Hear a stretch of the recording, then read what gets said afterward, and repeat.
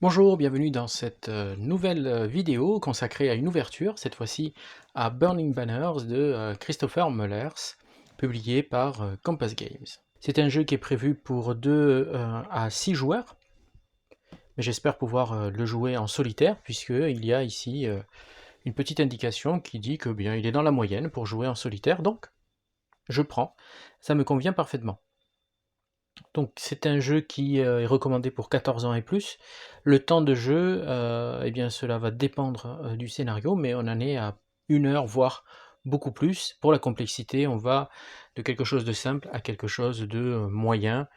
Euh, je pense que pour les vieux briscards du wargame, ça doit aller vraiment euh, dans la complexité moyenne, hein, voire très facile. Alors je sais que les ouvertures de boîtes ne plaisent pas à tout le monde, mais moi ça me plaît de vous montrer un petit peu ce qu'il y a à l'intérieur, puisque je suis assez curieux quand j'achète d'avoir justement ce genre de référence.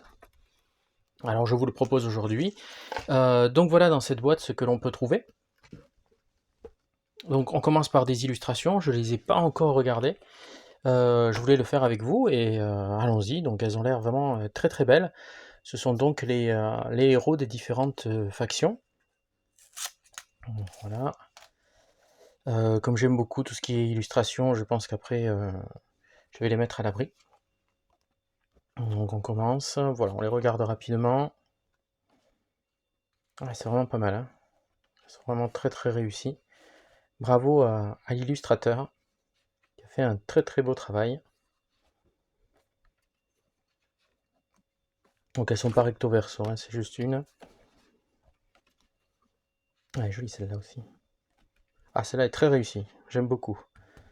Astrid, tiens, comme un des personnages que je suis en train de développer dans une BD, c'est marrant. Donc voilà, celle-là aussi très réussie. Voilà pour les illustrations. On commence par les règles. Alors les règles existent, il existe une traduction des règles en français. Vous pouvez la trouver, je pense, sur BGG, un site que vous devez connaître si vous pratiquez le wargame. Si vous ne connaissez pas, je vous encourage à le rejoindre. Donc c'est un B, un G et un G. C'est un site que je vous recommande, ainsi que Ludistratège, le site en français qui ne fait que regrouper des traductions. Donc voilà, ça c'est le livre de campagne, donc où on va trouver les différents scénarios à commencer. Donc on peut les jouer en campagne. Voilà. Donc les scénarios 1, 2, 3, 4, et puis celui par lequel on commence pour se faire la main ici, et ensuite celui-là. Donc moi, si je dois vous proposer une vidéo, et je pense que je vous la proposerai autour du jeu, sinon je pense que l'ouverture n'aurait pas eu lieu, c'est celui, je vais commencer par celui-là hein, que vous devez trouver partout. Voilà, et puis comme j'aime bien maintenant enchaîner les scénarios, donc je pense que je ferai celui-là, et puis j'enchaînerai 2 ou 3 scénarios pour voir jusqu'où ça nous mène, et puis si le plaisir de jouer est toujours là. Ah, donc il y a pas mal de scénarios. On va aller à la fin. Voilà, donc il y en a encore après. Hein, là on s'arrête à 17, et puis après il y en a d'autres. Voilà. Après on peut jouer donc un scénario par chronique, hein, par livre. Voilà.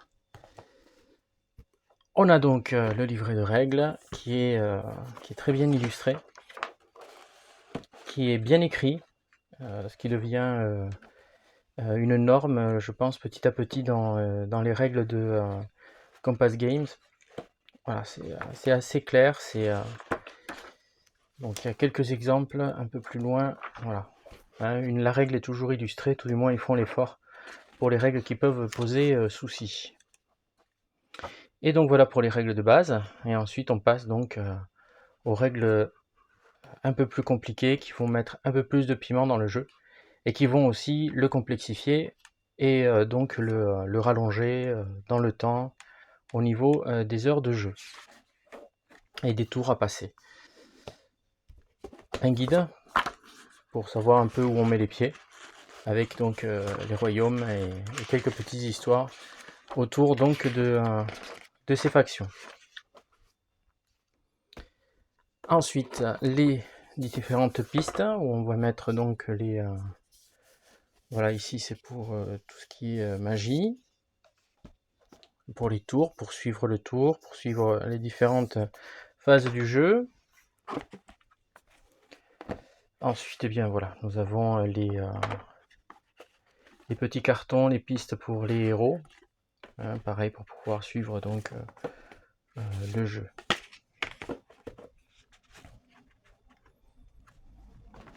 Les pions. Alors, on va sortir les cartes d'abord, voilà, on va les mettre de côté, on y reviendra juste après. On va sortir les dés aussi. Allez, on y va, il y en a pas mal. Hein. Hop là, alors je vais éviter de trop les manipuler pour pas les détacher de façon intempestive. Donc voilà, vous savez, ils sont très très jolis. Vraiment une très belle qualité graphique déjà. Il y a un gros travail graphique, très joli. Puis c'est une très belle qualité de... on va essayer d'en... Ouais, non, c'est bon, il détache très très facilement. Il n'y a aucun souci là-dessus. Voilà. Hop là. Oui, il se détache très bien même.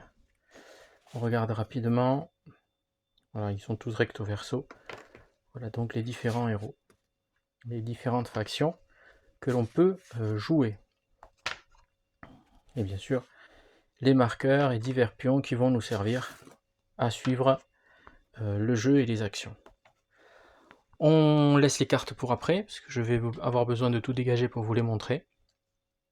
On a des cartes comme ceci, des cartes de jeu, qui donc nous permettent de jouer avec différentes données. Là on a les sorts. Hein. Voilà. C'est un jeu dont les cartes évidemment font entièrement partie des phases de jeu. Voilà. Alors je ne vais pas les ouvrir, je les découvrirai avec vous lorsque je jouerai une partie. Donc on a aussi les dés, les cartes maintenant, qui sont assez grandes, on va les sortir. En dessous il y a les aides de jeu. Voilà, aides de jeu, il y en a deux qui sont identiques, recto, verso, avec les séquences de tours, les actions gratuites, et les phases de jeu et les terrains, les effets du terrain. Alors je vais dégager tout ça pour vous montrer les cartes. Donc voilà. Donc les cartes, il y en a 1, 2, 3 et 4. On va en ouvrir une pour que vous voyez, elles peuvent s'agencer les unes à côté des autres afin de former une très grande et vaste carte de jeu.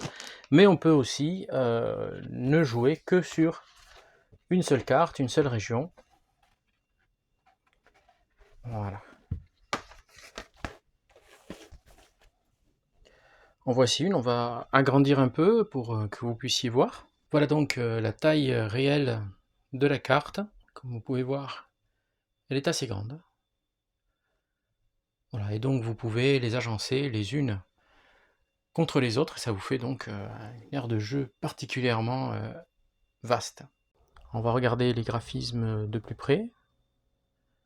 Donc comme vous pouvez le voir, hein, ils sont vraiment très très bien faits. C'est très lisible, c'est très clair. Et puis alors les graphismes sont vraiment de toute beauté.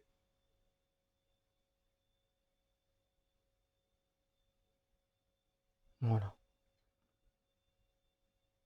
Au premier abord, ça ressemble plus à un jeu de plateau qu'à un jeu de simulation de guerre, mais je veux lui donner toute sa chance, et puis de toute façon c'est un univers qui me passionne, la fantasy. J'en suis un grand fan et un grand consommateur, que ce soit en roman, en BD ou même en jeu, et je trouve que ça manquait un petit peu, un peu de fantasy, d'heroic fantasy, médiévale, fantastique, donc dans ma passion pour aussi les wargames. Donc là je vais me faire un plaisir d'y jouer et de vous montrer un peu ce que ça donne. Alors quand dans le calendrier, je sais pas. Au cours de l'année, certainement, je vais l'intercaler dans mon fil rouge dédié à Old School Tactical, mais pas tout de suite. Voilà, il faudra un peu de patience. Ah, donc je tenais à vous remercier pour, vos nombreux retours sur les différentes vidéos. Merci pour vos likes, merci pour vos abonnements. N'hésitez pas à vous abonner, n'hésitez pas à, faire connaître la chaîne autour de vous, c'est toujours, très motivant. En tout cas, merci à vous, les fidèles, des fidèles, hein, puisque vous êtes, à présent plus de 600, donc merci, merci beaucoup. Je vous dis, à la prochaine et puis, d'ici là, bon jeu!